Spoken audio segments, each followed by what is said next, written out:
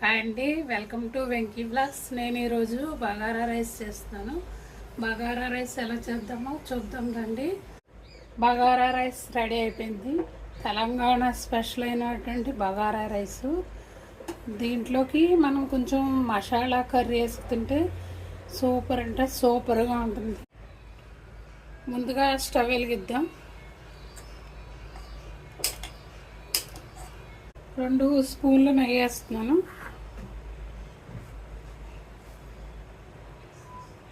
కొంచెం ఆయిల్ వేస్తున్నాను.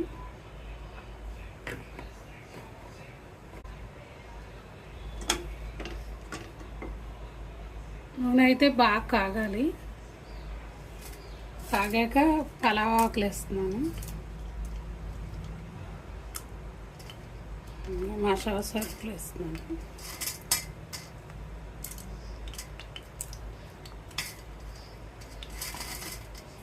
మసాలా సరుకులు వేస్తున్నాను. నల్ల జీలకర్ర వేస్తున్నాను.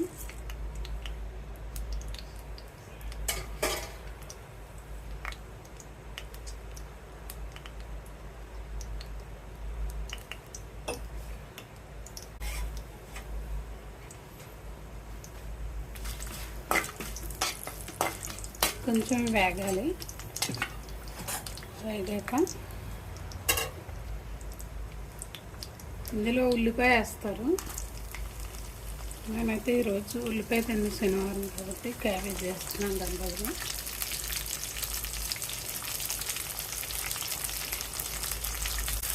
ఒక 6 పచ్చిమిరపకాయలు తరిగాను వేస్తున్నాను. కరివేపాకు కూడా వేస్తున్నాను.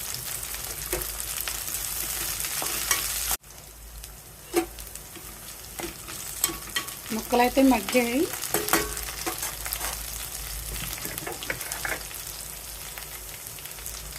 అల్లం వెల్లుల్లి పేస్ట్ వేస్తాను. పుదీనా ఆకు, కొత్తిమీర,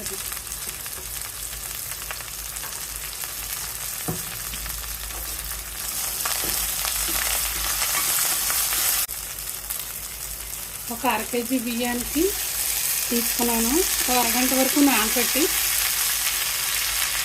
బియ్యం వాటేసి ఇప్పుడు నీరు వేస్తున్నాను. ఒకసారి వేస్తే బియ్యం వేగితే రైస్ చక్కగా విరగల్లాడుతూ వస్తుంది. అందుకని కొంచెం వేపాను. బియ్యం నానాయి కాబట్టి 1.5 వాటర్ తీసుకుందాం. 1 గ్లాసు బియ్యానికి 1.5 గ్లాసున్నర వాటర్ తీసుకుంటే సరిపోతుంది. పొడిపొడిలాడుతూ వస్తుంది.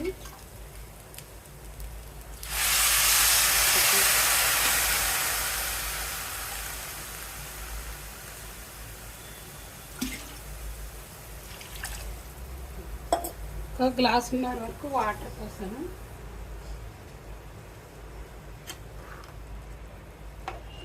సాల్ట్ కూడా వేస్తున్నాను.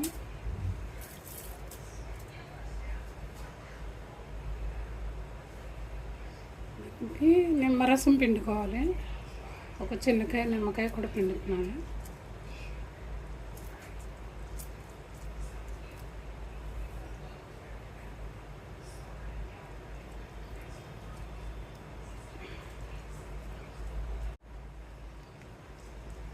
ఎసరైతే మరుగుతుంది. మనం ఇప్పుడు సాల్ట్ సరిపోయిందో చూసుకోవచ్చు. ఒకసారి సరిపోతే మళ్ళీ మనం యాడ్ చేసుకోవచ్చు.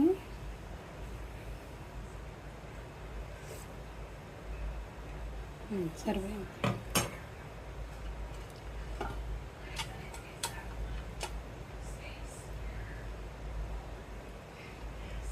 కుక్కర్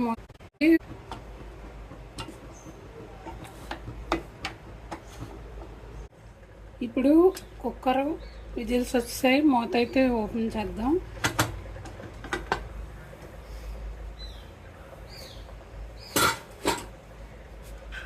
గుమగుమలాడే బగారా రైస్ రెడీ అయిపోయింది.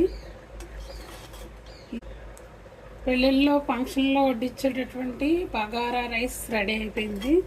మనం కొంచెం జీడిపప్పు కూడా యాడ్ చేసుకోవచ్చు. దీంట్లోకి కొంచెం మసాలా కర్రీ వేసుకుంటే సూపర్ అద్దరిపోతుంది. నేనైతే బంగాళదుంపల కూర వండుతున్నాను.